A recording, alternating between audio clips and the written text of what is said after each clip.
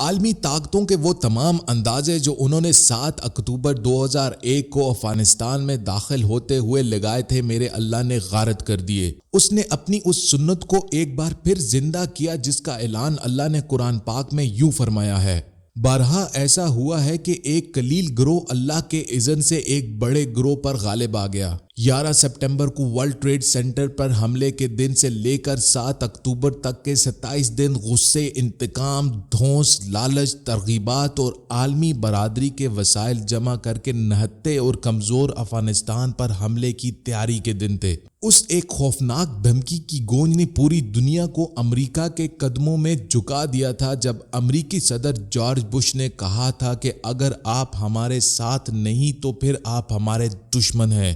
کون نہیں تھا جس نے ملا عمر رحمت اللہ علیہ کو مصالحت کے تقاضے نہ سمجھائے ہوں، لڑائی میں بے سر و سامانی اور مد مقابل طاغوت کی بے پناہ قوت سے نہ ڈرایا ہو؟ کیا سفارتکار اور کیا سیاسی حکمران، جرنیل اور بقول اقبال لغت ہائے حجازی کے قارون جید علماء اکرام، سبھی تو اس عمر ثالث کے قندھار والے کچے مکان کے چھوٹے سے کمرے میں بار بار حاضر ہوئے تھے، لیکن میرے اللہ نے تو ان متوکل افغان مسلمانوں کے مقدر میں فتح مبین لکھ دی تھی۔ ان مردانے کار کے لیے پھر کوئی دلاسا، تسلی، لالچ، دھونس یا خوف ایسا نہ رہا جو ان کے پائے استقلال میں لرزش لا سکتا۔ یہ 50,000 کے قریب طالبان میدان جنگ میں اللہ کی بتائی ہوئی مومنین کی صفات بنیانے محسوس یعنی سیسہ پلائی دیوار بن کر کھڑے ہو گئے۔ پھر اس دیوار کو 20 سال تک نہ کوئی ڈھا سکا اور نہ ہی اسے عبور کر سکا۔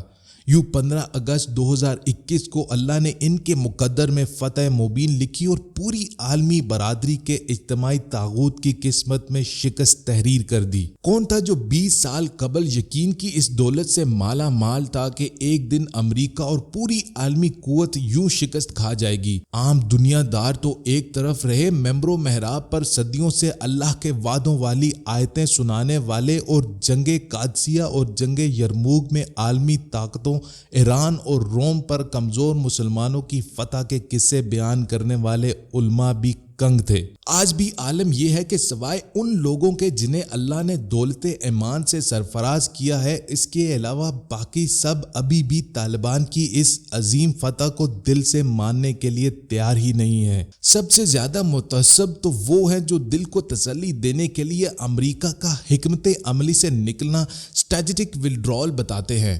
اکثر دنیا دار مسلمان سمجھتے ہیں افغانوں نے اپنا سب کچھ تباہ کر دیا اور اب اپنے لیے مزید مشکلات خرید لیں۔ اس بدترین شکست کے فوراً بعد پوری عالمی برادری نے اسلامی امارات افغانستان کے بارے میں جو پیشن گوئیاں کی تھی وہ بھی آج 1 سال گزرنے کے بعد ایک ایک کر کے غلط ثابت ہو چکی ہیں، اور یہ حکومت آج اپنا خوشحالی، امن، اطمینان اور سکون کا 1 سال مکمل کر چکی ہے۔ 20 سال افغانستان میں گزارنے والی اور 3,000 ارب ڈالر خرچ کرنے والی قوتوں کا سب سے پہلا بھروسہ اس 3.5 لاکھ فوج پر تھا، جس کے بارے میں جو بائیڈن نے کہا تھا کہ اس فوج کو دنیا کی بہترین ٹریننگ دی گئی ہے، اس کے پاس دنیا کا بہترین اسلحہ ہے اور اسے دنیا کا بہترین رہنمائی اور جاسوسی کا نظام میسر ہے۔ مگر اسی فوج کے بارے میں ایک دن آنکھ میں تیرتے ہوئے آنسوؤں کے ساتھ اس نے کہا، پتہ نہیں یہ لوگ ہمارے بعد کیوں نہیں لڑے۔ ابھی 15 اگست 2021 کا دن نہیں آیا تھا اور پہلے ہی سے عسکری اندازے یہ تھے کہ کابل میں ایک خونریز جنگ شروع ہو جائے گی، جس کے نتیجے میں انتہائی قتل و غارت اور خوف و ہراس پورے افغانستان کو گھیر لے گا اور لاکھوں کی تعداد میں افغان ہجرت کر جائیں گے۔ اقوام متحدہ کا ہائی کمیشن برائے مہاجرین ان مہاجرین کی آبادکاری کے لیے منصوبے بنانے لگا۔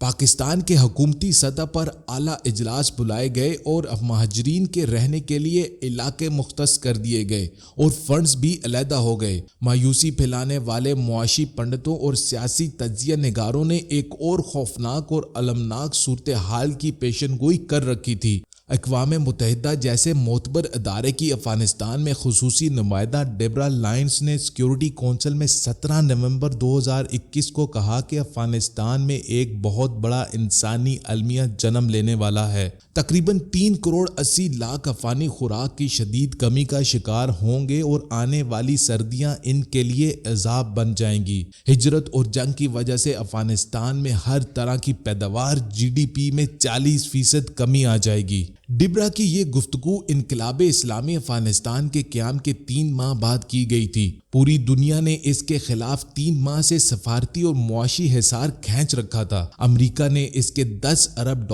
ضبط کیے ہوئے تھے اور دنیا بھر کے تمام ممالک نے ان افغانیوں کا معاشی اور سفارتی مقاطع کروا رکھا تھا۔ انہیں مکمل یقین تھا کہ ہم انہیں اس طرح برباد کر دیں گے۔ 20 سال وہاں گزارنے کے بعد امریکی یہ سمجھتے تھے کہ ہم نے افغانوں کے طرز معاشرت اور لائف سٹائل میں اتنی جدت داخل کر دی ہے کہ اب طالبان اسے سنبھال نہیں پائیں گے۔ مرکزی شہر کابل اور 15 کے قریب دیگر شہروں میں ایسا لائف سٹائل عام کر دیا گیا تھا جو اپنی بدوباش اور اخلاق و آداب میں یورپ سے مروب تھا۔ انٹرنیٹ، ٹیلی ویژن چینلز، کلچر سینٹرز، مخلوط تفریح پارک، سینما گھر، کیفے، بار، تھیٹر، غرض کیا کچھ نہیں تھا جو قدیم افغان سادگی کے لیے بالکل نیا تھا اور جاذب نظر بھی۔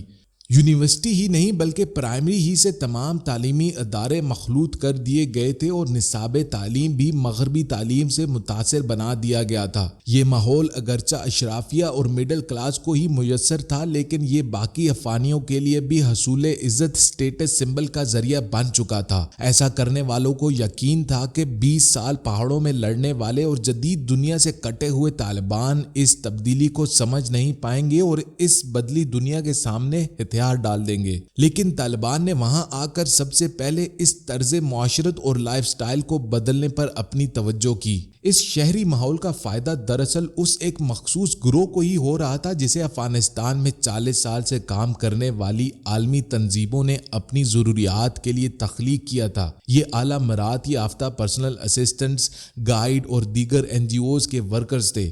ان سے افغانستان میں ایک مصنوعی مغرب زدہ مڈل کلاس پیدا کی گئی تھی۔ توقعات یہ تھی کہ اب یہ تعداد میں بہت زیادہ ہو چکے ہیں، اس لیے یہ جدید ٹیکنالوجی والے ماحول میں پلنے والے قدیم دقیانوسی ماحول والے طالبان سے لڑنے کے لیے کھڑے ہو جائیں گے۔ لیکن مغربی طاقتوں کی اس وقت حیرت کی انتہا نہ رہی جب 15 اگست 2021 کے فوراً بعد یہ تیار کردہ مڈل کلاس لاکھوں کی تعداد میں افغانستان چھوڑنے کے لیے کابل ایئرپورٹ پر جہازوں کی لائنوں میں لگ گئی۔ آج 1 سال گزرنے کے بعد اور پوری دنیا کی جانب سے مالیاتی اور سفارتی محاصرے کے باوجود افغان معیشت مستحکم ہے۔ قیمتیں خطے میں سب سے کم ہیں۔ کابل دنیا کا پرامن ترین شہر ہے۔ ترقیاتی منصوبے گزشتہ 5 سالوں کی نسبت زیادہ تیزی سے رواں ہیں۔ تمام پڑوسی ممالک سے ان کے تعلقات ان کی اپنی خواہشات کے مطابق ہیں۔ عالمی برادری نے 15 اگست 2021 کو عسکری جنگ ہاری تھی اور پسپا ہو گئے تھے، جبکہ 1 سال بعد وہ معاشی اور سفارتی جنگ بھی ہار چکی ہے۔ کوئی مقاطعہ، محاصرہ اور بائیکاٹ اس آزاد ملک کو آگے بڑھنے سے نہیں روک سکا۔